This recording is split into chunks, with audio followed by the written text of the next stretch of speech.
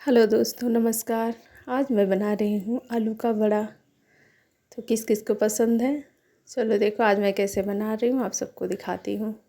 यहाँ पे मैंने फ्रेश आलू लिया है, इसको अच्छे से धो के साफ़ करके उबाल लिया है। आलू पक चुकी है और यहाँ पे उसको साफ़ करके मैश कर लिया है, बिल्कुल रोके की तरह बना लिया है इसको अच्छे से।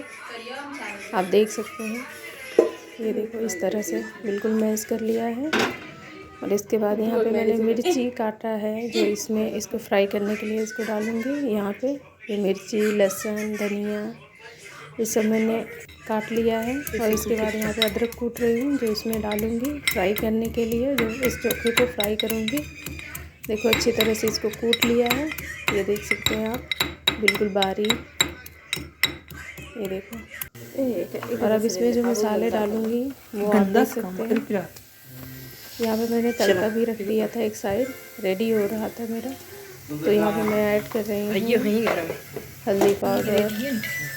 इसके बाद ये है मिक्स मसाला, ये सब सारा मैंने यहाँ पे पका लिया है। और इस चोखे को उठा के उसमें ये देखो इस तरह से डालूँगी, ताकि अच्छे से पक जाए। और अच्छे से इस चोखे को अच्छी तरह से फ्राई करूँगी, ताकि इसमें अच्छे से महक आने लगे। और यहाँ लगे हाथ में इसका जो बैटर है वो भी मैं बना रही हूँ। तो यहाँ पे मैंने बेसन ले लिया, उसको अच्छे से छान लिया है। और इसके बाद इसमें हल्दी डाल के और हल्का सा नमक डाल के और इसमें हल्का हल्का पानी थोड़ा थोड़ा करके मैं इसको फेंट रही हूँ, ताकि इसका अच्छे से एक बैटर बन जाए।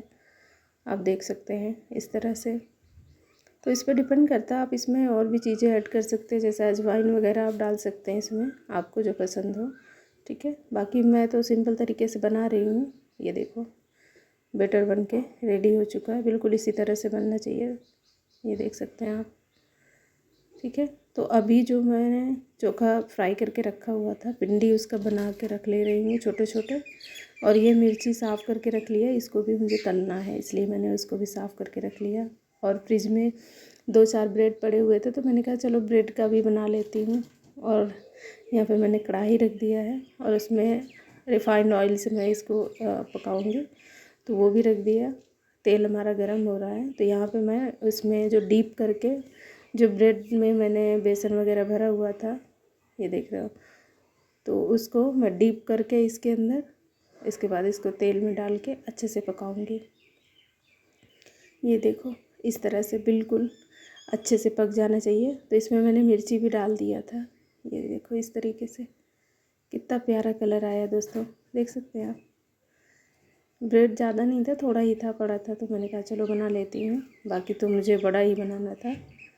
तो अब ये देखो बड़ा जो है हमारा, इसमें इस तरह से डीप करेंगे, बिल्कुल ऐसे ही, देख सकते हैं आप। ये देखो, और इसके तब तक पकाएंगे जब तक इसमें एकदम अच्छा सुनहरा कलर ना आ जाए, तब तक इसको अच्छे से इस तरह से डीप कर करके सारे बड़े को मैंने पकाया है।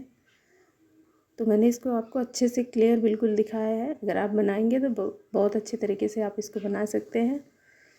ये देखो इस तरह से, देख सकते हैं आप कितना प्यारा कलर आया है। ये देखो,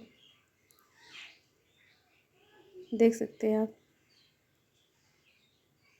देखो खाने का मन कर रहा है ना। तो बिल्कुल आप लोग भी ऐसे इसी तरह से बनाइए। इस तरह से मैंने ये सारा बड़ा बना के रेडी कर लिया है, ये देखो। और इसको मैंने चटनी बनाई थी, चटनी का तो रेसिपी मैंने डाला नहीं है, अगर आप कहेंगे तो मैं डाल दूँगी उसको भी। ठीक है, यहाँ पे मिर्ची है, बड़ा है और ब्रेड है, ये सब मैंने अच्छे से पका लिया है, सारा बन के रेडी हो गया। और खाने के लिए ये मैंने निकाल के रखा हुआ है। तो जिसको खाने का मन हो आ जाओ, नहीं तो घर पे बनाओ और खाओ, और अच्छे अच्छे से कमेंट करके बताना कैसे बना है। ठीक है, तो ये मेरा यहाँ पे बन के रेडी हो गया है और ये मेरा भाई खा रहा है, अभी देखो ये।